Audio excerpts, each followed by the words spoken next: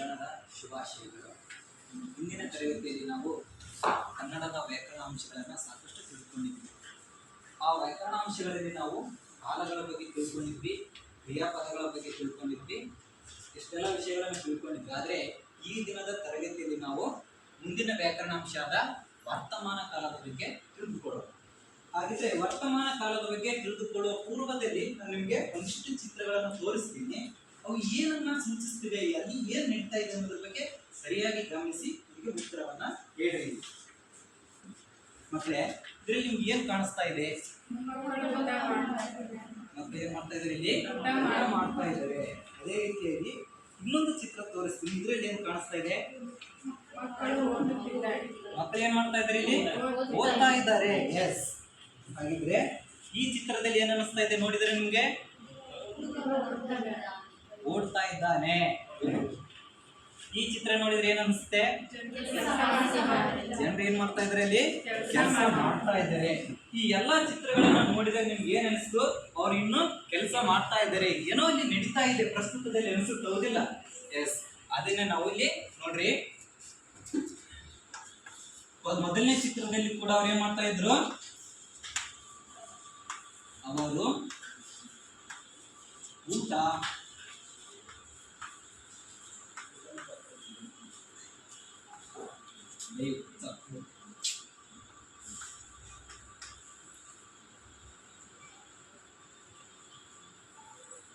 ಮಾಡುತ್ತಿರುವರು, ಹೌದಾ?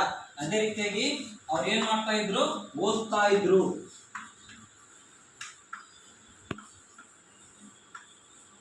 ಓದುತ್ತಿದ್ದರು. ಅವ್ರೇನ್ ಮಾಡ್ತಾ ಇದ್ರು? ಕೆಲಸವನ್ನ ಮಾಡ್ತಾ ಇದ್ರು.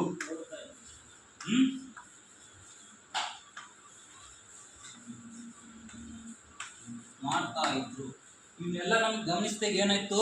ಪ್ರಸ್ತುತದಲ್ಲಿ ಏನೋ ನಡೀತಾ ಇದೆ, ಕೆಲಸವನ್ನ ನಡೀತಾ ಇದೆ ಅಂತಂದೇಳಿ ಸೂಚಿಸ್ತಾ ಇದ್ರು. ಈ ವ್ಯಾಖ್ಯದಲ್ಲಿ ನೋಡ್ರಿ, ಅವ್ರು ಊಟ ಮಾಡ್ತಿದ್ರು. ಅದ್ರಲ್ಲಿ ಕ್ರಿಯಾಪದ ನಮ್ಗೆ ಏನನ್ನ ಹೇಳ್ಕೊಡ್ತಿ?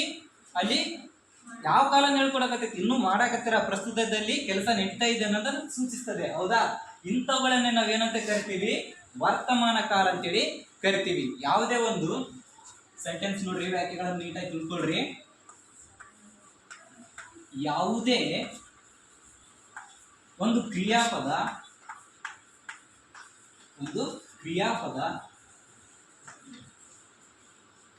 ಕ್ರಿಯೆಯು ಪ್ರಸ್ತುತದಲ್ಲಿ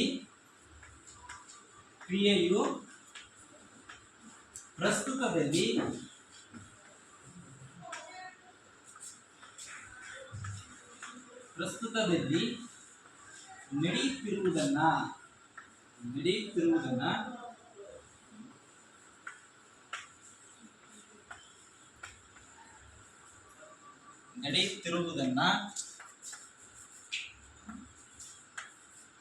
ಸೂಚಿಸುವಂತಿದ್ದರೆ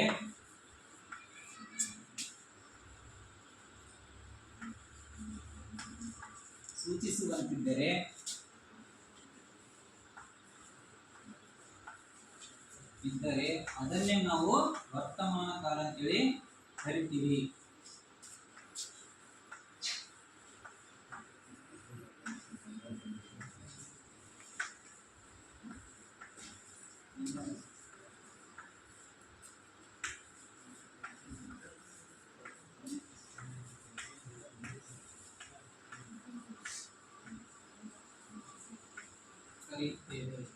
ನೋಡ್ರಿ, ನಾವು ಯಾವುದೇ ಪುಸ್ತಕದಲ್ಲಿ ಓದ್ತಾ ಇರ್ಬೇಕಾದ್ರೆ, ಅಥವಾ ನಾವ್ ಏನನ್ನಾದ್ರೂ ಮಾತಾಡ್ತಾ ಇರ್ಬೇಕಾದ್ರೆ, ಅಥವಾ ಯಾರಾದ್ರೂ ಏನಾದ್ರೂ ಮಾತಾಡೋದನ್ನ ಕೇಳಿಸ್ಕೊಳ್ತಾ ಇರ್ಬೇಕಾದ್ರೆ, ಆ ವಾಕ್ಯದಲ್ಲಿ ನಮಗೆ ಕ್ರಿಯಾಪದ ಏನನ್ನ ಸೂಚಿಸ್ತಾ ಇರ್ಬೇಕಂದ್ರೆ, ಕ್ರಿಯೆ ಪ್ರಸ್ತುತದಲ್ಲೇ ನಡೀತಾ ಇದೆ, ಈ ಕಾಲಮಾನದಲ್ಲೇ, ಈ ಕಾಲದಲ್ಲೇ ನಮ್ಮ ಕಣ್ಣೆದುರಿಗೆ ಪ್ರಸ್ತುತ ನಡೀತಾ ಇದೆ ಅನ್ನೋದನ್ನ ಏನಾದ್ರೂ ಸೂಚಿಸಿದ್ರೆ ಅದನ್ನ ಅವುಗಳನ್ನೆಲ್ಲವನ್ನೂ ನಾವೇನಂತ ಕರಿಬೇಕಂದ್ರೆ ವರ್ತಮಾನ ಕಾಲಗಳಲ್ಲಿ ಬರ್ತವಂತಂದೇಳಿ ತಿಳ್ಕೊಳ್ಬಹುದು. ಈಗ ನಿಮ್ಗೆ ಇದ್ರ ಬಗ್ಗೆ ಸ್ವಲ್ಪ ಐಡಿಯಾ ಬಂತ, ಹೌದಲ್ಲ? ಈಗ ನಾನೊಂದಿಷ್ಟು ನಿಮ್ಮನ್ನ ಪ್ರಶ್ನೆಗಳನ್ನು ಕೇಳ್ತೀನಿ, ಉತ್ತರಿಸ್ತೀರಾ? ಎಸ್. ನಿಮ್ಮ ಹೆಸರೇನು? ಇವ್ರು ನಮ್ಮ ಜೋಡಿ ಏನ್ ಮಾತಾಡ್ತಿದ್ದಾರೆ? ಈಗ ಮಾತಾಡ್ತಿದ್ದಾರೆ. ಎಸ್. ಅವ್ರು ಆಲ್ರೆಡಿ ನಮ್ಗೆ ಮಾತಾಡಿದ್ರು ಅಂತಲ್ಲ, ಹೌದಾ? ಅವರು ಮಾತಾಡ್ತಾರೆ ಅಂತಲ್ಲ, ಈಗ ನನ್ನ ಜೋಡಿ ಏನ್ ಮಾಡ್ತಾ ಇದ್ರು? ಅವರು ಮಾತಾಡ್ತಾ ಇದ್ರು, ಪ್ರಸ್ತುತ ನಡೀತಾ ಇದೆ, ಹೌದಾ? ಸರ್, ಎತ್ತಡ್ರಿ, ನೀವು ನೀರು ಕುಡೀರಿ.